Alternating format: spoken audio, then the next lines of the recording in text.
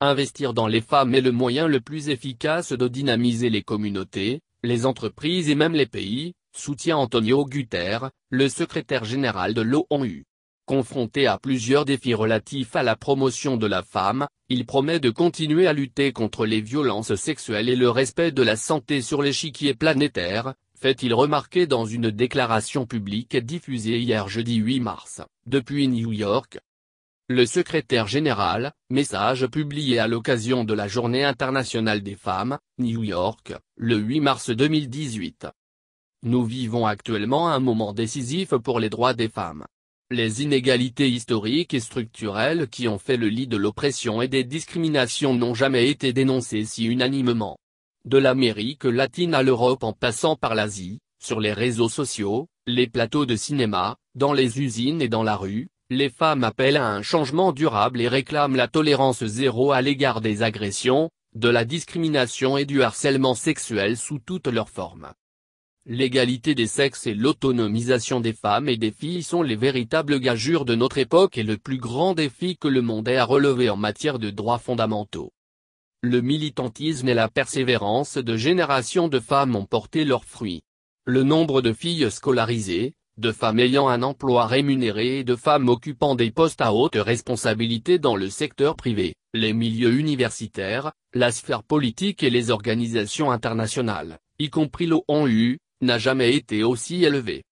L'égalité des sexes est inscrite dans d'innombrables textes de loi, et les pratiques traditionnelles néfastes comme les mutilations génitales féminines et le mariage des enfants sont maintenant illégales dans de nombreux pays.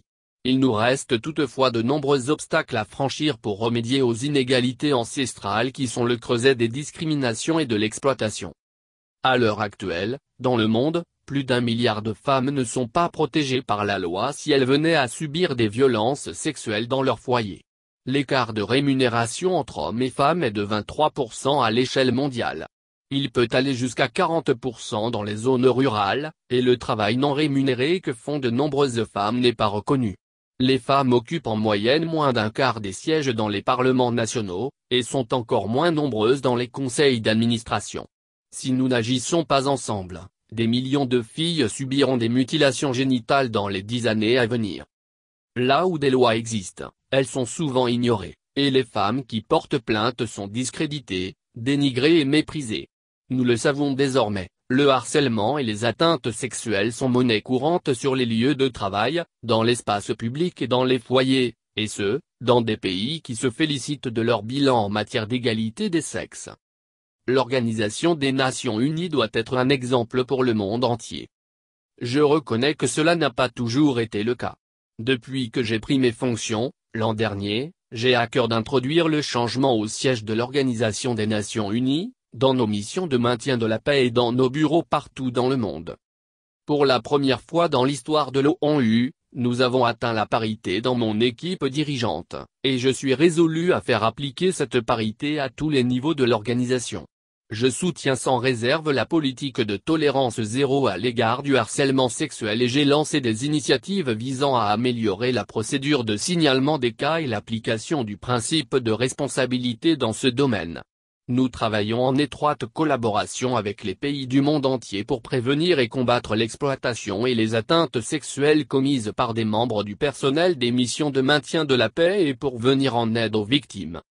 L'Organisation des Nations Unies soutient les femmes du monde entier dans leur combat contre les injustices qu'elles subissent, qu'il s'agisse de femmes du monde rural victimes de discrimination salariale, de citadines qui se mobilisent pour faire changer les choses, de femmes réfugiées exposées à l'exploitation et aux violences, ou de femmes qui doivent faire face à des formes conjuguées de discrimination, je pense ici aux veuves, aux femmes autochtones, aux femmes handicapées et à celles qui ne se conforment pas aux normes de genre.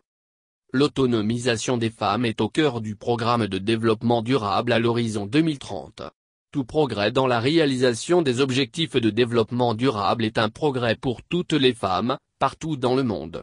L'initiative Spotlight, lancée en partenariat avec l'Union européenne, vise à allouer des ressources à l'élimination de la violence à l'égard des femmes et des filles, condition sine qua non de l'égalité des sexes et de l'autonomisation des femmes. Je veux être très clair, il ne s'agit pas de privilégier les femmes ou de leur faire une faveur. L'égalité des sexes est non seulement une question de respect des droits fondamentaux, mais un progrès pour nous tous, femmes et hommes, filles et garçons. Les inégalités et la discrimination dont sont victimes les femmes nous sont néfastes à tous. Il est prouvé depuis longtemps qu'investir dans les femmes est le moyen le plus efficace de dynamiser les communautés, les entreprises et même les pays. La participation des femmes rend les accords de paix plus solides, les sociétés plus résilientes, la croissance économique plus vigoureuse. À l'inverse, là où les femmes sont victimes de discrimination, c'est souvent à cause de pratiques et de croyances qui nous nuisent à tous.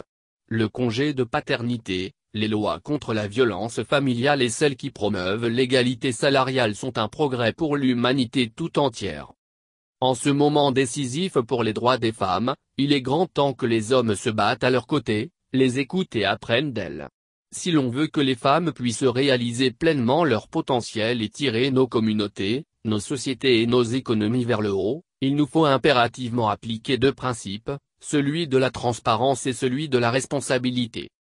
Je suis fier de participer à ce mouvement, et j'espère que le vent du changement continuera de souffler dans notre organisation, et partout dans le monde.